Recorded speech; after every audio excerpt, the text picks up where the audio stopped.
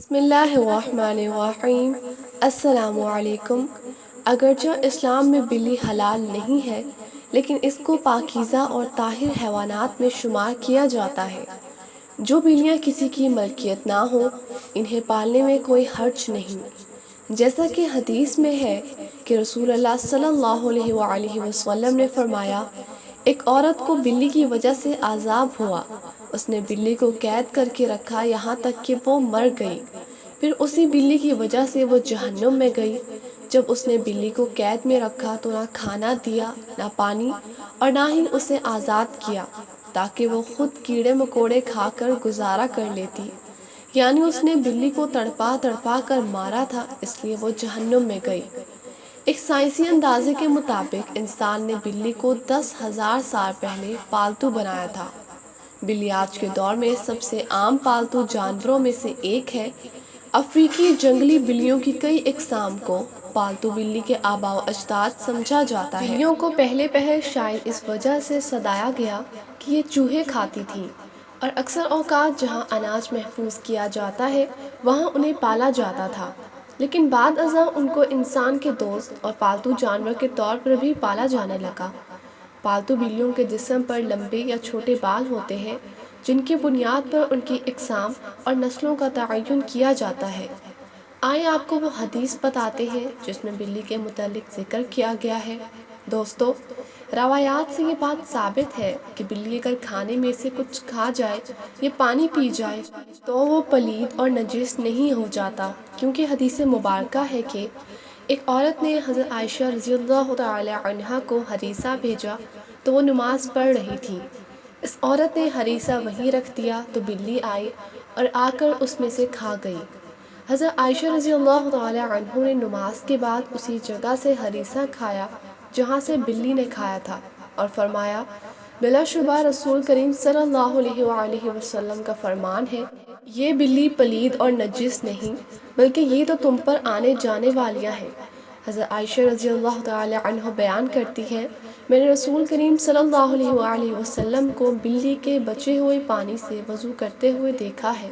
دوستو، جہاں تک گھر میں بلی پالنے کا سوال ہے تو فقہا کا کہنا ہے گھر میں بلی پالی جا سکتی ہے، ایسا کرنے میں کوئی حرج نہیں، کیونکہ بلی نہ ہی موذی جانور ہے اور نہ ہی نجس ہے۔ ہر شخص کو معلوم ہے اس میں کوئی نقصان نہیں، بلکہ بلی گھر میں رکھنا فائدہ مند ہے۔ یہ گھر میں پیدا ہونے والے کیڑے مکوڑوں اور چوہے وغیرہ کھا جاتی ہے۔ ماہرین کے مطابق بلی کے پیار میں اللہ نے ڈپریشن کے مرض کا علاج رکھا ہے۔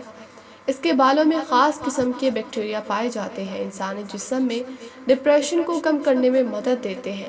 چنانچہ پالتو بلی کو اپنے ساتھ لپٹا کر بٹھایا اور سلایا جائے، یہ نہ صرف آپ کی بلی کو خوش کرے گا بلکہ آپ کو ڈپریشن سے بھی نجات دلائے گا۔ اب ہم آپ کو بلیوں کے بارے میں کچھ مزید معلومات بتاتے ہیں جو ماہرین کے تجربات کے بعد سامنے آئیں۔ ویسے تو یہ معلومات سب کے لیے دلچسپ اور حیرت انگیز ہے، لیکن جنہوں نے بلیاں پال رکھی ہیں ان کے لیے انتہائی فائدہ مند بھی ہے۔ ماہرین کے مطابق بلیوں کی اوسط عمر 13 سے 17 سال ہوتی ہے، مگر اکثر بلیاں 20 سال کی عمر تک پہنچ جاتی ہیں۔ دو بلیاں آپس میں کبھی بھی میاؤں کر کے بات نہیں کرتی۔ جب بھی آپ کی بلی میاؤں کرے جان لیں کہ وہ آپ سے مخاطب ہے۔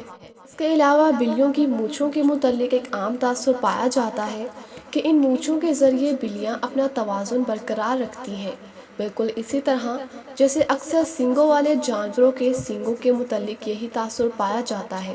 تاہم ماہرین کا کہنا ہے کہ یہ تاثر سراسر غلط ہے، بلی کی مونچھوں کا اس کے جسمانی توازن کے ساتھ کوئی تعلق نہیں۔ ماہرین کا یہ بھی کہنا ہے کہ بلیوں کی مونچھیں دراصل ایک سینسر کا کام کرتی ہیں، یہ فاصلے، جگہ اور مختلف اشیاء کے سائز کا پتہ لگاتی ہیں اور بلی کو اس سے آگاہ کرتی ہیں۔ حتیٰ کہ اندھیرے میں بھی بلی اپنی مونچھوں کے ذریعے کسی بھی فاصلے یا کسی بھی چیز کے سائز کا پتہ چلا لیتی ہے۔ رپورٹ کے مطابق بلی کی مونچھیں تنگ جگہوں یعنی چوہوں کے بل وغیرہ کے سوراخ کی چوڑائی کا بھی اندازہ لگاتی ہے۔ بلی اندھیرے میں بھی اپنی مونچھوں کے ذریعے کسی بل کا پتہ چلا سکتی ہے کہ وہ کتنا چوڑا ہے۔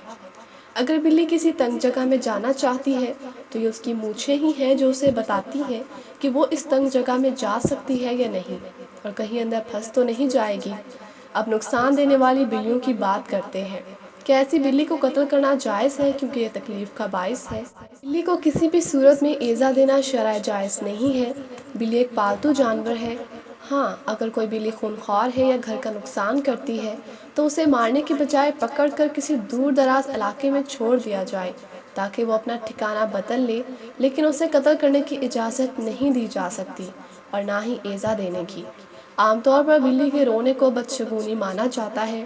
عام خیال یہ بھی پایا جاتا ہے بلی جب کسی گھر میں روتی ہے تو اس گھر میں فوتگی ہونے والی ہوتی ہے۔ کچھ لوگ یہ بھی کہتے ہیں کہ بلی گھر میں آنے والی روحوں کو دیکھ کر روتی ہے۔ یہاں حضرت شاہ شمس تبریز رحمۃ اللہ علیہ سے منسوب ایک واقعہ بیان کرتے ہیں۔ حضرت شاہ شمس تبریز رحمۃ اللہ علیہ سے پوچھا گیا کہ آپ کہتے ہیں کہ بلی کا رونا انسان کے لیے بہتر نہیں ہوتا، ایسا کیوں؟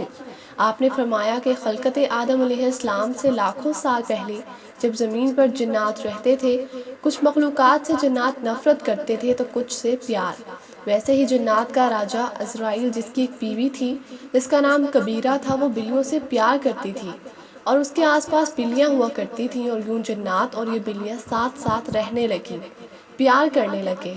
بلیوں کی جتنی بھی نسل زمین پر موجود تھی، اسے کوئی تکلیف ہوتی تھی تو اس کا بدلہ جنات لیا کرتے تھے، لیکن جب اللہ نے جنات کی طاقت کو محدود کیا اور ان کے لیے صرف رات کو رکھ دیا تو یہ سلسلہ جانوروں اور جنات کا ٹوٹ گیا۔